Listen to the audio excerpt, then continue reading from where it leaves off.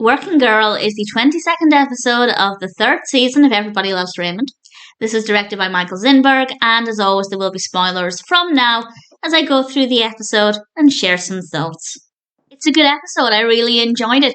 It's off with Debra coming home from having dinner with the girls, and they all have, in her eyes, really exciting lives and loads of things going on, and she needs something else in her life. So she decides that she's going to go back to work part-time. And I like the fact that she told Ray he did great looking after the kids. Obviously, she's saying that so he will be okay with her going back to work. And sometime later, Ray and Robert are in the kitchen. Marie comes over, and then Debra is running frantic because she has to iron her blouse because she's got an interview. She's really excited about this. Marie made a comment that the children are now latchkey children, which isn't supportive, but Robert does support her and tells her to go after that dream because this is a family of dream squatters.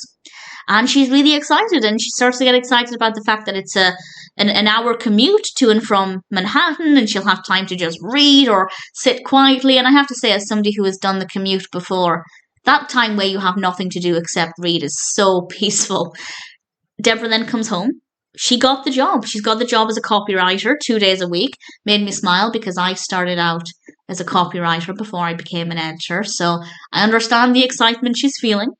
And Ray's not too happy about it. He's supporting her as best as he can, but she tells him, complain all you want, I'm doing this, dream squatter. And I love the fact that she's stood her ground and that she's going after something that she wants because, well, part of the problem is everything has been about her running around after everybody else. And finally, now that the children are older, at school more, she is able to do something for her. And I think that that's really great, and I think it's a really great message. Ray is then with the kids. He's trying to tackle the dishes. And I didn't expect this. I've seen this episode before, but it's been a while, and I couldn't remember how it played out. And Debra comes home. Ray asks her how her day went. He's being as supportive as he can, and she's visibly upset. And it turns out she was fired. And we don't find out immediately why she was fired. And then we find out that apparently, and I'll come back to this in a bit, but apparently Ali forgot a permission slip. So she had to fill out the permission slip and fax it off to the school. And her boss had a problem with this. And my first thought was, that's ridiculous. You cannot fire somebody because of that. At least in the UK, I think rules are definitely different in the States, but you can't fire somebody because of something like that. If it was a repeat offence and they were constantly taking time out of their day to deal with personal matters, fair enough, different story. But that's not the case here. And I got really, really annoyed by that. But I continued to get annoyed.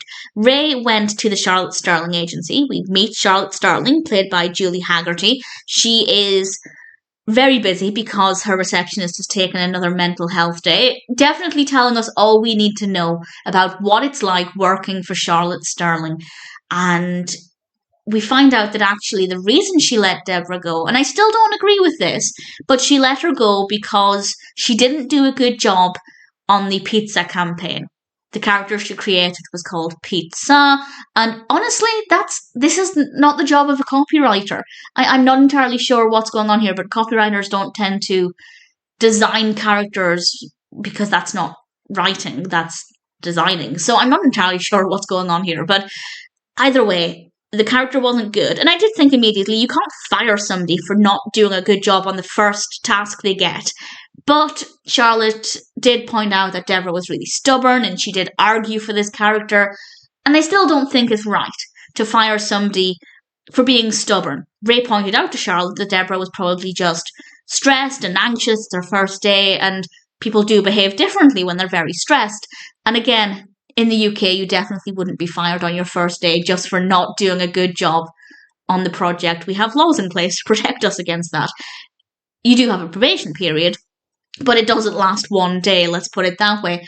And I was really annoyed and really frustrated.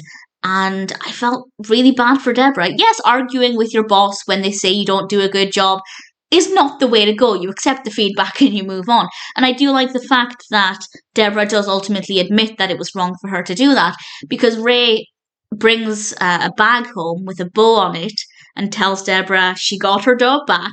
And understandably, Debra is really annoyed because Ray had no business interfering. And to be fair, if I was in Debra's shoes, I would be mortified if somebody did that for me. It seems like a sweet thing to do, but it's actually really embarrassing. And they then have a lovely conversation on the sofa. That was really lovely to see. Ray, I think, was trying to do all of the right things, and Debra finally admitted that she did really argue for pizza. And Ray suggests the next one can be linguine, which I rather liked. I thought it was good fun. And what I thought was going to happen is not what happened. I think it's very clear that whatever this position is, it definitely doesn't seem like the position of a copywriter. But unless everything was just written down, but even then, it's still not the kind of project a copywriter would have. So I'm not entirely sure. But either way, I feel like this maybe wasn't the right role for Debra. And what I thought was going to happen is not what happens. Marie comes over with some comfort food, and then the final scene is Marie interviewing for a position at the agency because she needs to get out of the house because Frank's driving her crazy, and she offers Charlotte some lasagna. It's a fun way to end things. But what I thought was going to happen is that Debra would get the receptionist position, because Debra clearly is very effective at managing a lot of tasks, doing a lot of things at once, remembering things, making sure everybody gets from A to B the way they need to be. And I thought that would be a really great position for her. I think she would have really excelled at that. Or maybe as Charlotte's assistant. And I feel like that would have been a really great opportunity for her. But clearly that's not what they wanted to do with it. But I genuinely thought that that's where it was going. But even though it didn't go where I thought, I still enjoyed this. It was still great to see Debra going after something that meant something to her. Obviously, it's terrible that it didn't work out. But it was nice to see her finally at least trying to do something that was important to her for a change. And Ray, I do think, was mostly supportive. He could have been more supportive in the beginning, but over time he did get better at it. We could have done without the harsh comments from Marie, but it's very much in keeping with her personality.